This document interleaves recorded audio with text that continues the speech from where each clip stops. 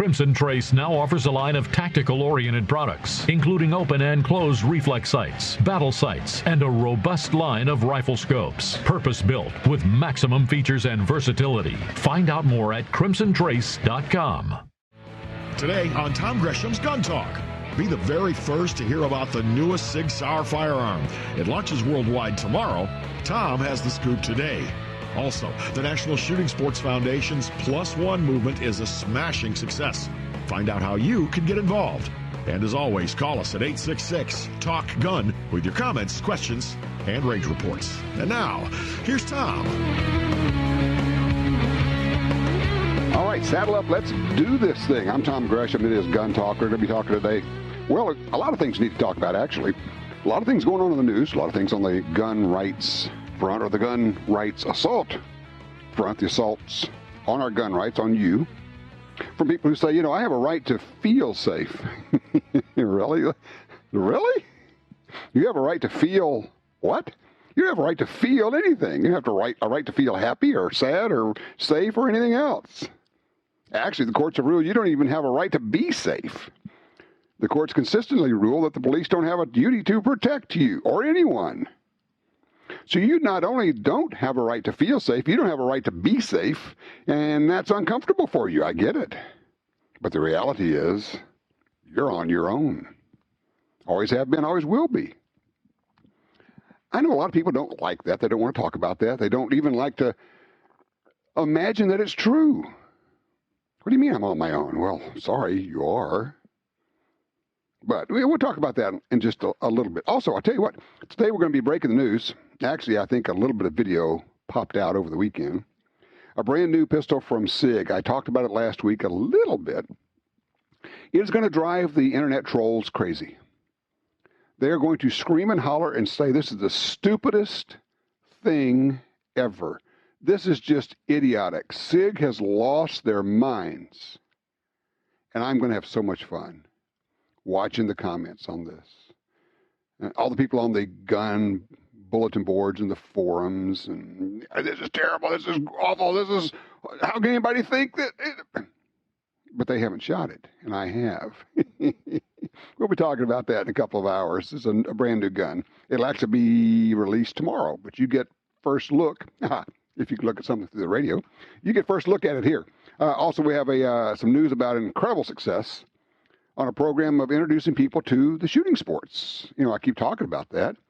Well, you saddled up. You did it. Man, you're not going to believe what is happening there. So we'll have that news as well. And, of course, we have, oh, my gosh, crazy stuff going on. Walmart, Walgreens, CVS, all getting involved in the culture war. And then we have San Francisco. They're labeling NRA members terrorists. Doesn't matter if you're a police officer or a firefighter or a member of the military. If you're a member of the NRA, you're a terrorist, according to them. Got a lot of things for us to talk about, and of course, we'd like to have you come in and join us, 866-TALK-GUN. One of my good friends has joined us right now, Clark Aposhian. He is the gun rights specialist down in Utah, as well as being a top firearms trainer himself. Clark, how are you, sir? I am doing well, Tom, and I hear you have a little bit of a cold, though. I have a monster of a cold, and that's why I've got you here. That way, when I have an absolute coughing fit, you can fill in for me, okay? I'll just have one. I've been looking at. I know you've been looking at this thing going on with the whole Walmart culture war deal, and people probably know about that by now, right? So, what are you hearing? Well, yeah, we've heard the same thing. I hear everything from, hey, I never buy my ammo at Walmart anyway, and they're more worried about the guns they can see rather than the guns they can't see, so on and so forth. But my take on it is, you know, if Walmart wanted to do this, that's perfectly their right to do this. Mm-hmm. But when they went ahead and said why they did it, that brings us into the conversation, because they could have just stopped, the handgun ammo on their own and never said anything why. But when they virtue signal, when they posture this way, that brings us into the conversation, and we get a turn. Well, something interesting broke yesterday, or Friday or yesterday. I can't remember which one. But it was really interesting because it kind of gives us a look to what actually happened here. Because you and I, and probably all of us, are scratching our heads and going, really, Walmart? what are you doing here? You're telling people, okay, we're not going to sell 223, 556 ammo because, according to them, it can be used in short barrel rifles. That's just stupid. It can be used in any kind of rifle. We're not going to sell handgun ammo at all. But, of course, handgun ammo is used primarily for self-defense and recreation and almost never for murder because pretty much most guns are never used in crime or in murder. But, Clark, we found out what's actually going on. Deep within the Walmart website, some folks in Tennessee went digging, and they found this. It says, Walmart is a charter member of the Responsible Firearms Retailer Partnership organized by Walmart and Everytown for gun safety. So actually, they have been in talks with the Bloomberg gun ban group for some period of time, long before these shootings took place. And they are proud to proclaim that they are a charter member of this program with the leading gun ban organization in America, Walmart. Sam Walton must be rotating at 5,000 RPM in his grave. I would imagine so. And here's the thing, though. Isn't it interesting that when one of these groups wants to posture signal like this, that the more people talk about it, the more the truth comes out. And so you can't do these things in a vacuum. The truth does come out, and we have truth. We have the ethical and higher morale on our side. It's really interesting. I did a number of interviews about this week because everybody wanted to talk about it. I talked to the Washington Post a couple of times. I did interviews on different television networks and all.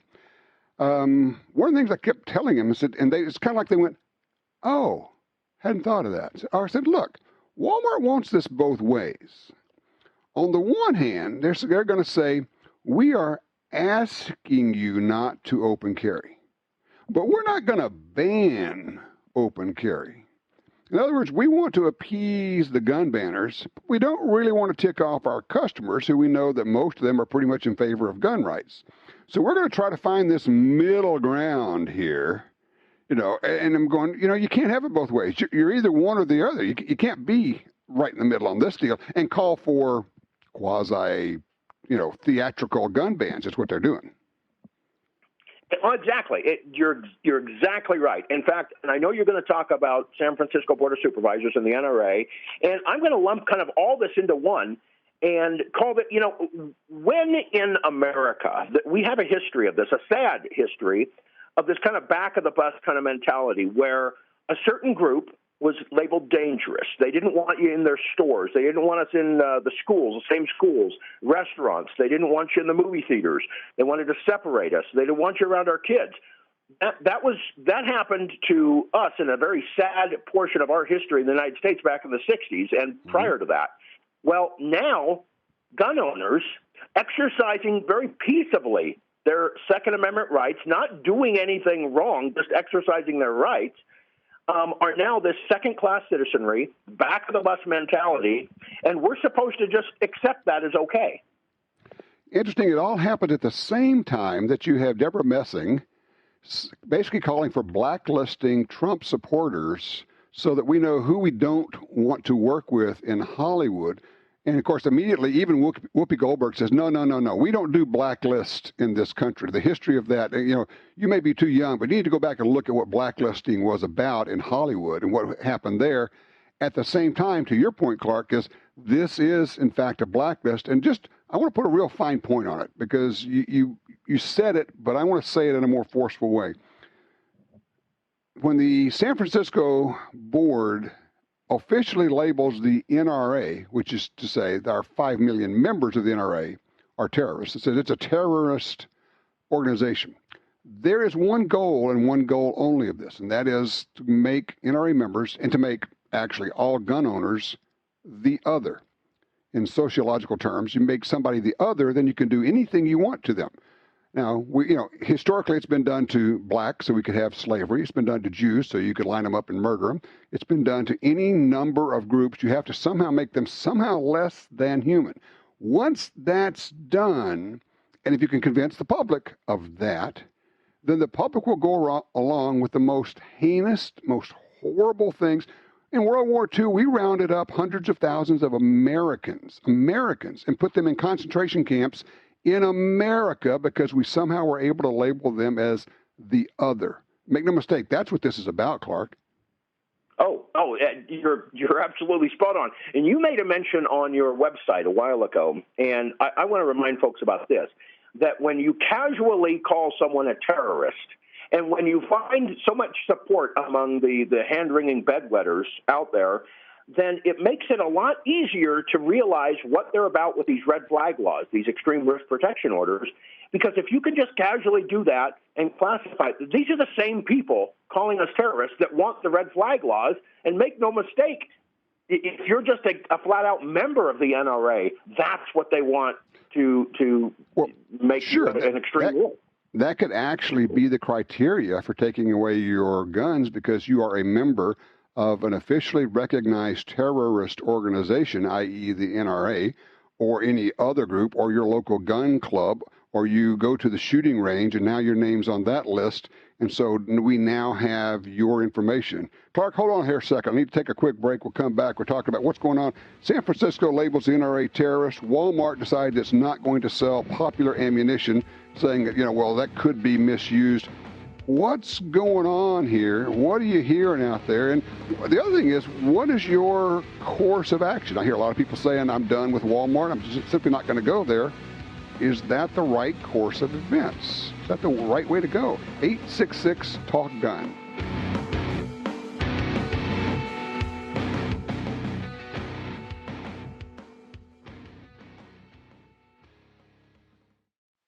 This is Jeff with Black Hills Ammunition. Shooters looking for ultimate performance and 300 blackout will be pleased with our new 110-grain tip TSX load.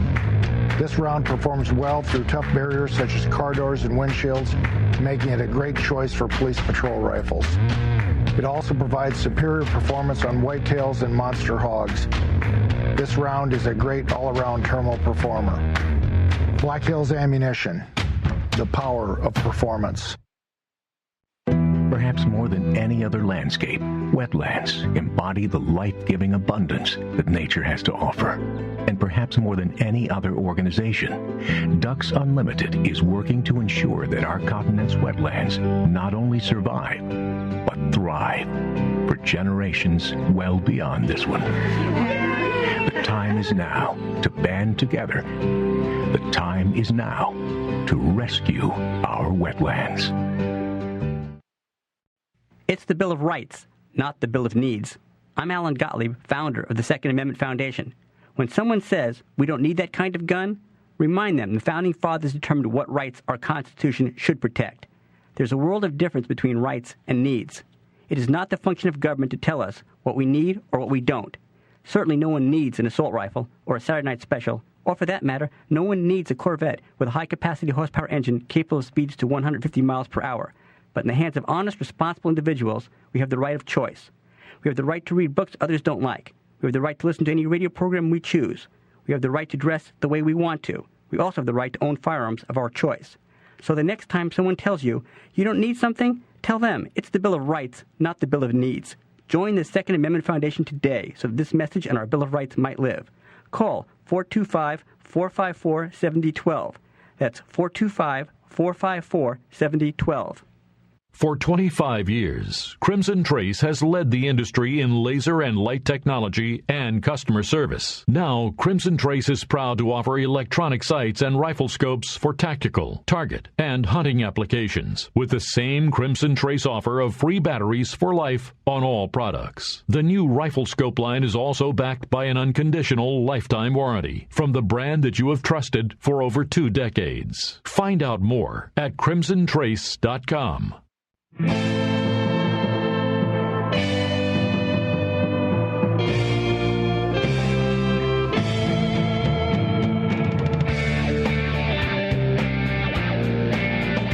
know that we sometimes get bogged down in numbers and it's hard to process them, but I've got a number I would like for you to listen to and kind of make it a part of your ammunition, if you will, intellectual ammunition. Here's the deal.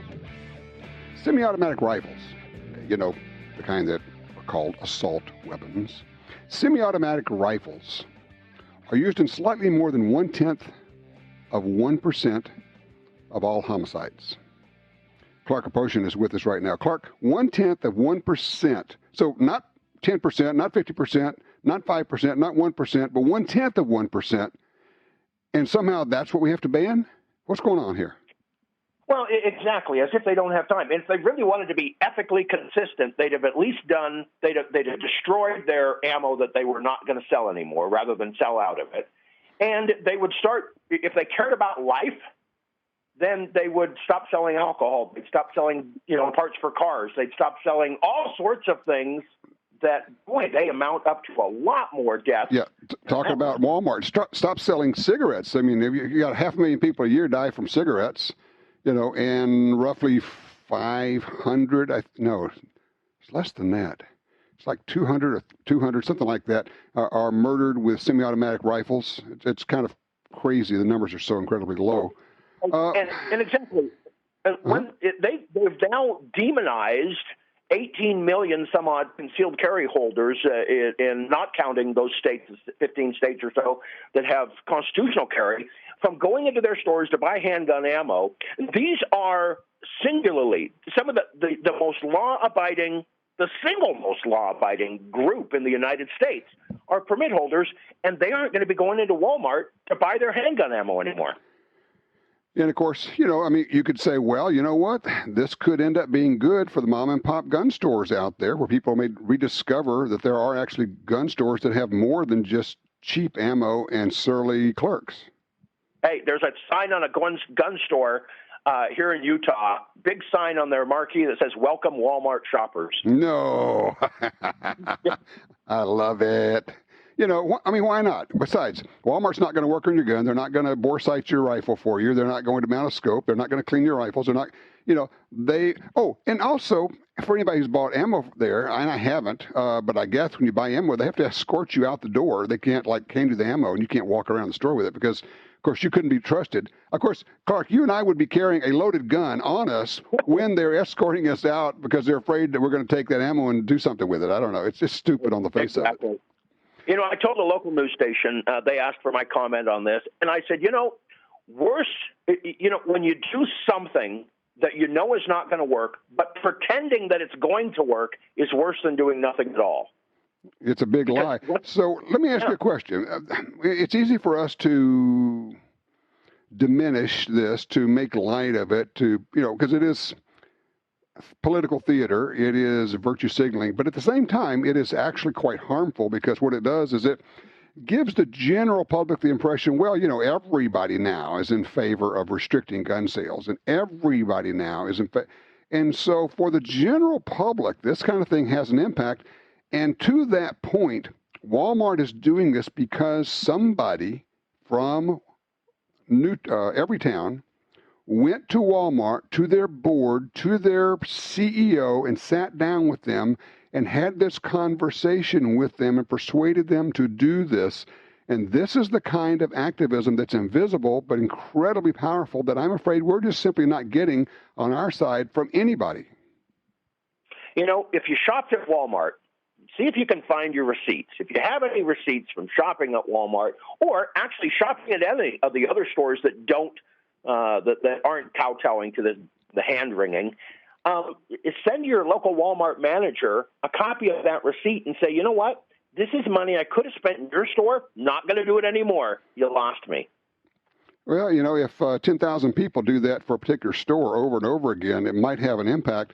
At the same time, my worry is that, and of course, where I am. I mean, I am a strong supporter of the NRA. I am not a supporter of the current leadership of the NRA. I'm just not sure we're getting much in the way of leadership. I'm not sure that our leadership has met with Walmart and sat down with their board of directors and called on their CEO and 100 other major corporations, which I fear, and I would bet, that the Bloomberg money is putting people into those places and talking to them. And what you end up with is this gradual shifting to where the public begins to normalize gun control. They begin to normalize restricting rights and thinking, well, yeah, that sounds reasonable.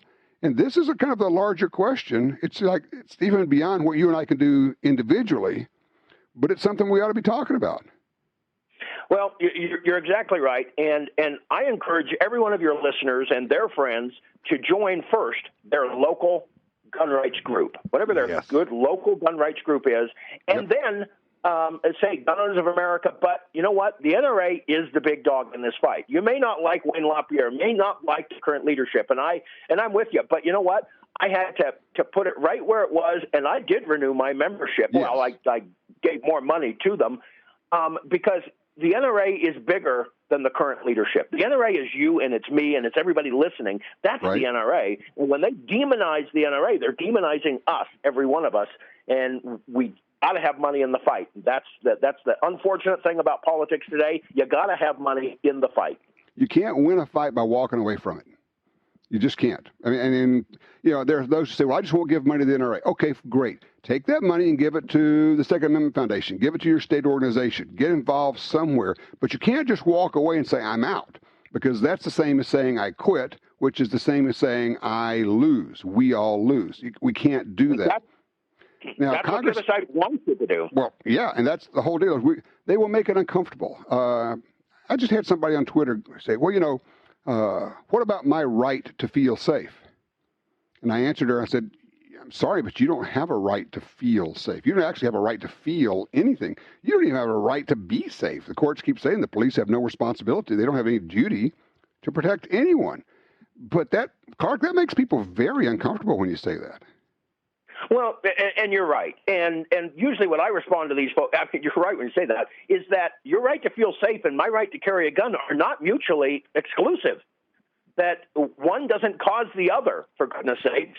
And for goodness sakes, you know, some people are afraid of big football players if they may be small, but that doesn't deny the right to a football player to be big. I mean, it's just but they're not mutually exclusive. They're trying to, you know, put one against the other. Me carrying a gun that you can't even see, and you feeling unsafe because people are allowed to carry guns. The two don't. The two are not exclusive. And the other thing is, you can control how you feel. How you feel is a choice. It is absolutely a choice. I'm going to feel safe or I'm going to feel not safe. Hey, Clark, I got to scoot here, man. I appreciate your time. Thank you, sir. Really appreciate that. Hey, 866-TALK-GUN. We'll be right back. Good morning, Mr. Gresham. Your mission, should you decide to accept it, is to host a radio show that will bring truth and common sense to the discussion of firearms rights in this country. Good luck, Tom, to you and your Tom Gresham's Gun Talk team. Hey, welcome back. Tom Gresham here, 866-TALK-GUN. And, well, just a little bit later in the show, we're going to be announcing a brand new gun. It's very different. As I say, I think it's going to drive the internet trolls crazy because they're going to look at it and go, that's just stupid. Yeah, well, I got to admit, I thought the same thing when I first saw it. But we'll talk about that. In fact, it's not. It's actually amazingly cool, and it's going to be really popular. But we'll talk about that in an hour and a half or so. So we're talking right now with Clark Aposhian out of Utah. He is a Second Amendment, well, actually First Amendment guy as well as a Second Amendment guy. Clark? Well, yeah, you got to have one with the other as well. I mean, you're the same way, so.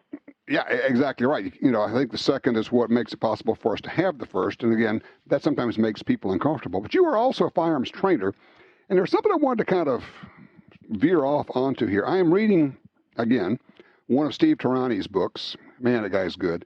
And this one is all about your mind as the weapon. And I know you are a student of this. And let me kind of fast forward to what I'm talking about here.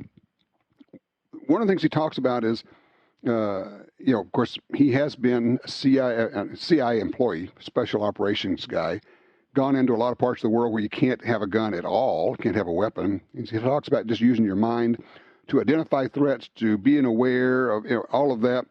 And we talk about the OODA loop, but he talks about something that I had not really paid attention to. He calls it normalcy bias, which is basically what makes people so slow to react when something happens because they think, well, that must be part of the show here.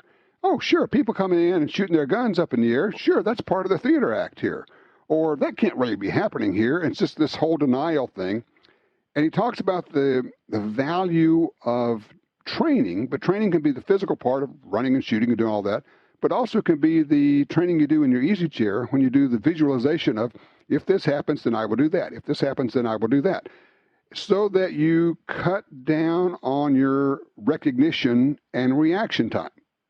What are your thoughts? This is absolutely true. In fact, I actually use the word visualization in my training, is to visualize it. It's why we do. They have the shooting, the videos that you can actually shoot at to train for school shootings, to train for ATM robberies, FAT systems and all that, right? What it's designed to do is to put you in that situation as close as possible without actually being shot, and get it in your mind and make the mistakes there and find out what the correct way to do. But it all causes you to visualize then in your mind. You can go back, and you've been there and done that in a safe way, though. And this visualization is fantastic. I tell my students, I say, what I want you to do is imagine yourself in your front room tonight, sitting there watching TV, and somebody kicks in your door. What are you going to do? And I mean kicks in your door. The wood is splintering, and they're coming down the hall to where you are. What are you going to do? And they say, oh, well, that's easy. I just grab my gun and I shoot them. And I say, really, do you watch TV with the gun on your hip or right there next to you? And then they have to be honest, because, no, that's not true. And I say, look around if you don't have that gun right with you, what are you going to do? What are you going to hide behind? A couch? Well, that's not going to do you any good. I had to do that to myself, and I had to visualize what kind of a weapon I would have. You know what I came up with? A fireplace poker. That was the only thing that was handy to me. And what could I hide behind? A bookshelf. And it wasn't going to give me much cover, very little concealment, too. And so I started doing things differently. But you visualize in your home, in your car, your office, at grocery shopping, and then you start to run through. And a good visualization, a good practice is very disturbing to the mind. And you can't do it for very long if you're honest with it. One of the things that Steve talks about is recognizing things that are out of the ordinary, and I love it. Put them in, and actually understanding, okay, this is real, this is not goofy. So you walk into a convenience store, right? You pump your gas, you go in there, and walk in, and everybody in the store is standing still. Nobody is moving. Okay, something isn't right here, but you don't know that if you're walking in looking at your phone. I mean, if you're not paying attention, you won't see it. Or if you're in a restaurant and you look up and there's nobody is working there anymore. There are no waiters there. There's nobody in the kitchen, and you're just all sitting there and going, okay, something's wrong here. And the thing is, it's his point is, do something now. Because the 10 seconds of reaction time may mean the difference between you and your family living or dying. Our brains, in fact, and he teaches, our brains are designed to spot things that are out of the ordinary. The normal, hum of life goes right over our head, and it's supposed to, because we can't focus on all the normal things. But we, unfortunately, as a society, are filtering out or oblivious to the things that are different. And you just, like you said, someone standing still is not a threat necessarily, but it's different, and you got to look. There could be imminency in that action, and you've got to, somebody walking out of a store, in fact, I tell people, someone walking sideways in a parking lot, not from the store to the parking lot, but sideways through the parking lot looking in cars. Well, yeah. They're looking in cars to steal things. Right. Very likely. Something's wrong here. And it's different. It's unusual. And you look at the things that are unusual. And typically I say at that point, move. That's the point. That is the real point, is to move, don't delay. Hold that thought, Clark. Let's come back and talk about that, because, yes, of course, we talk about, firearms and training and all that stuff because it's gun talk, but also we want to help people stay safe, and sometimes it doesn't amount to using your gun. It doesn't require you using your gun. It requires you using the most powerful weapon you have, which is your mind. I'm Tom Gresham. This is Gun Talk, 866-TALK-GUN. Did you ever see a situation where you went, that's just not right? Call us and tell us that story. I would love to hear it.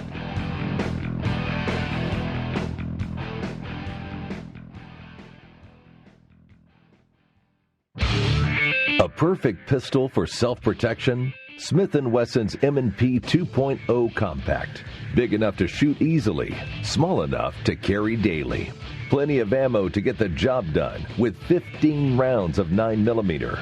Also available in 40 and 45 calibers. All the great M&P 2.0 enhanced features, now in a compact size for carry and home protection. Check it out at smith-wesson.com.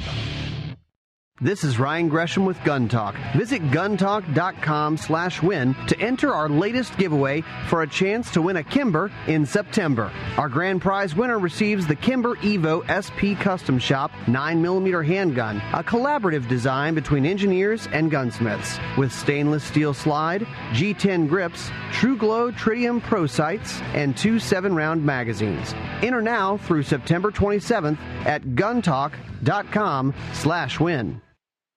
Tired of searching the web for the best deals on guns, ammunition, and gear? Download the free Gun Dealio app today for deals and discounts right at your fingertips. Handguns, rifles, shotguns, ammo, optics, lasers, gun safes, targets, gun cleaners, grips, slings, and much, much more. Save money on products you want from the companies you love.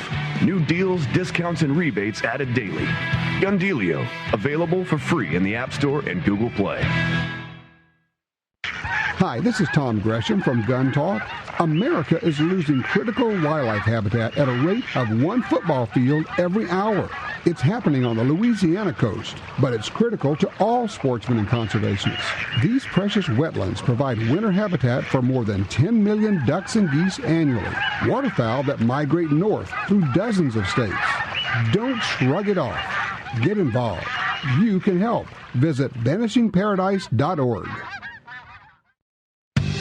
The next big thing for the AR-15 has arrived. The Brownells BRN 180 Upper, a modernized version of the Armalite AR-180, featuring a 16-inch barrel, a 223 wild chamber, and a full-length pick rail. The BRN 180 skips the buffer system to allow complete function of the firearm with the stock folded or extended.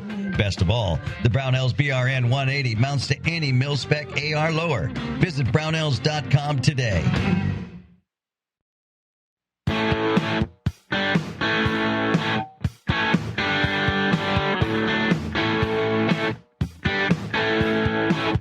Don't forget, we have the giveaway going on right now. We're giving away a Kimber Evo, cool pistol. Check it out at the Kimber website, of course, kimberamerica.com. But also, you go to guntalk.com/win for a chance. You got to enter or chance to win Kimber Evo SP. That is just a good-looking, nice pistol. Guntalk.com/win. Also, next Saturday, not Sunday, but on Saturday, I'm going to be at the Centennial Gun Club just outside of Denver. Go to Centennial Gun Club. Actually, go look it up, firearmsfestival.com. I'm going to be there as part of the Firearms Festival. We're going to be doing the Gun Talk radio show from there on Saturday. It'll be your chance to come by and say hello and wave, and we'll shoot the breeze. And basically, you know what? We could have our own after show there. We can do it before, we can do it after, we can do it whenever you want to. At the Centennial Gun Club on Saturday, September the 14th. Check it out, firearmsfestival.com. We're talking with Clark Aposhian out of Utah. Clark, are you seeing continued interest on the part of people who want to get training for their personal protection, firearms protection? Yes, and it goes in waves.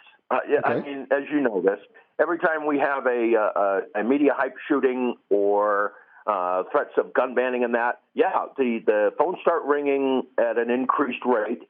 And you're right. In fact, just last night I was teaching a class, and it was a real basic concealed carry class. And I tell my concealed carry class, I say, hey, I don't have the time right here, right now, to teach you what you need to know. I can teach you what you have to know for the course, for the permit, but you need to know so much more. And I said, if you want to protect yourself and your family and be comfortable with this, you've got to sign up for more classes. And I tell them, if it's not from me, do it from somebody. There's lots of great competent trainers out there. Right. And they're asking for beginning. They're asking for intermediate and for advanced courses. They want to be good, and they want to bring their families. And if you're an instructor, please make a curriculum that will include the family. And, especially, obviously, especially mom and dad. and the kids that can handle firearms so that they know what to do when mom or dad pulls out a gun in a defensive situation. Right. I mean, in every family, we've talked about this a lot, every family needs to have their emergency word. So if you're sitting at the table at the restaurant and mom or dad sees something going on, like we say, if all of a sudden all of the workers have left, you say your family's security word, and then you just say, follow me, and nobody says what, or, I don't care if the word is rutabaga or whatever it is. Nobody says, what do you mean, or I haven't finished my meal, or anything. No, you shut up, you follow me, we're going to walk out the nearest, or we're going to go out the back, we're going to do something. That's part of this training thing, too. It's knowing how to work together and how to move and how to recognize and how to communicate. The communication is part that a lot of people don't even think about, Clark. One of the things, and I'm going to ask you, is that people come to you and they take this first class. The big problem for me, the big problem that I see is that a lot of them have no idea of the amount of instruction that's available and that they in fact need. They think, well, if I can just learn to shoot the gun, I'm good to go, right? Well, and you're exactly right. You've said this before. They don't know what they don't know. And you're right. They think that they can, load the magazine into the weapon and cycle around and shoot, and they're good to go. It's so much more than that. And we get into, in fact, one of the things that we got into quite a bit last night was a thing, what I call stress inoculation. It goes back to your author. Now I just skipped, my mind just skipped a beat there. But Steve Tarani, Steve Tarani, yes. Tarani, and he talks about a stress inoculation, and that's part of visualizing. That's part of having a plan and working that plan. Is that if you haven't stress inoculated, you freeze, and your brain is trying to figure out what to do. But if you've been there and done that, if at the very least in your mind through a plan, you don't freeze, you move, and that saves you. Case in point, he was talking about, and you may not remember back, 20 years ago now, maybe more than that. Two 747s collided at Tenerife, the island of Tenerife, killed 500-something people, ripped the top off of one plane, but it ended up catching fire. But this couple was there, and this woman is just staring out the top. I mean, the top of the plane has been ripped off. They're sitting on the ground. And most people just stood there like, wow, what's going on? I don't know. And the man stood up and looked at her and said, follow me. And said she didn't know what to do. It's his wife. But she stood up and just followed him and walked out, and they walked off the plane. And most people sat on the plane, did not take action, and they burned to death. And they asked him later what happened. He said, he says, I always pay close attention to the safety briefing, and that was what was in my head. I thought, well, isn't that interesting? He basically had pre-visualized what to do. Yeah, and because of that, he had a plan, a rough plan, because it can't be that specific, but a rough plan for what to do, and he did it, and he didn't just sit there and burn to death. And if nothing else, and we talked about it, 9 times out of 10, if you just move, get off the dang X, stop standing where you're standing, at the very least, you can think while you're moving. Exactly. Clark, I'm going to kick you out the door here. If people want to get in touch with you or maybe get some training from you or get involved in politics, gun politics in Utah, how do they do that? Oh, UtahShootingSportsCouncil.org. It's the longest website name in the world, Utah Shooting Sports Council. If they just Google Utah Shooting Sports Council, they'll find it, and we would be happy to direct them to, any of a number of trainers. I'm on the list, but I'm not the only one, and we're happy to direct them to whatever type of training they have and to be involved in our local politics here. And we'd be happy. That's just terrific. Utah Shooting Sports Council. Clark Aposhian, thank you, my friend. I appreciate you helping me out today. Thank you, John. All righty, you take care. 866-TALK-GUN. Yeah, do you pre-visualize? What do you do? Have you ever been in a situation where you thought, that's not right? What happened?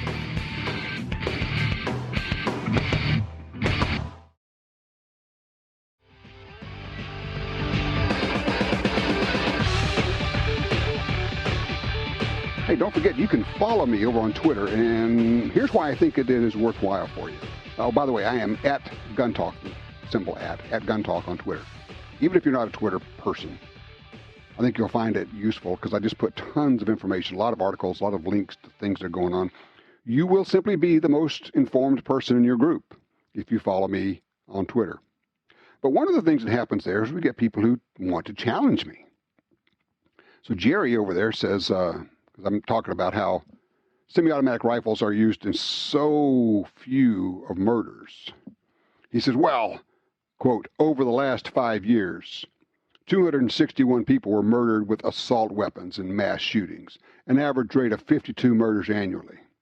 Well, let's see. We got 17,000 murders in the U.S. annually. Okay? You got to look at the numbers. 17,000 murders, and 52 of them, according to Jerry, are done with semi-automatic rifles. That would be 0.003. 0.3%. 0.3%. And that's, we want to ban these. You know, we're not talking about half. We're not talking about 50% or 40 or 30 or 20 or 10% or 5% or even 1%. 0.3% are murders. Meanwhile, tens of millions of these guns are used by tens of millions of people responsibly and safely, used for recreation, used for sport, used for target shooting, used for hunting, and yes, used for home defense effectively, because it's a good tool for that. But 0.3% of our murders are committed by murderers using these tools. Clearly, it is not about reducing murders. Clearly, it's not about saving lives. Clearly, it's about control. You'll notice, here's the thing, I noticed that a lot of people pop up in the middle of this like, oh, wow, we're going to pay attention to gun control now. Or we must do something. You hear it all the time. We must do something. For those of us who've been watching this for many decades, and we have watched the calls to do something for 50 years. I was there when they passed the 1968 Gun Control Act. We had to do something. It didn't do anything. I was there when they passed the Brady Bill and the Clinton assault weapons ban, the Clinton gun ban. Didn't reduce crime, but we did something. We restricted rights. They always want to do something, and the thing is, they pop up in the middle of this as though nothing has ever been done before. They have no sense of the history of it all. And they wonder why those of us who are students of this have such a strong pushback. Why can't you just give in on this? Why can't you be reasonable? Why can't you just compromise? I said, well, you know what? 50 years ago, we compromised. We got nothing. And 40 years ago, we compromised. And all we did was lose something. And 30 years ago, you took from us and we gained nothing. And each time you say we have to do something, but we don't get anything out of it. The public doesn't get anything out of it other than more gun control, more restrictions on lawful gun owners. So when you pop up today and you don't know any of the history of it, and you say, well, you guys are just crazy. You won't compromise. You won't be reasonable. You won't do common sense gun control. I say, you know what? We have heard that for 50 years, and every time it's been a lie. And that's why we know that this time it's a lie just as much as it's been in the past. So, no, not an inch, not a little bit. Not on red flag laws, not on the phony universal background checks, none of it. Not 1 inch, because it only leads to more gun control, because that won't do anything about crime. And when it fails, then you will want more. And when that fails, you will want more. And you always want more. We always lose, and you always take away our rights. Not 1 inch. Be right back.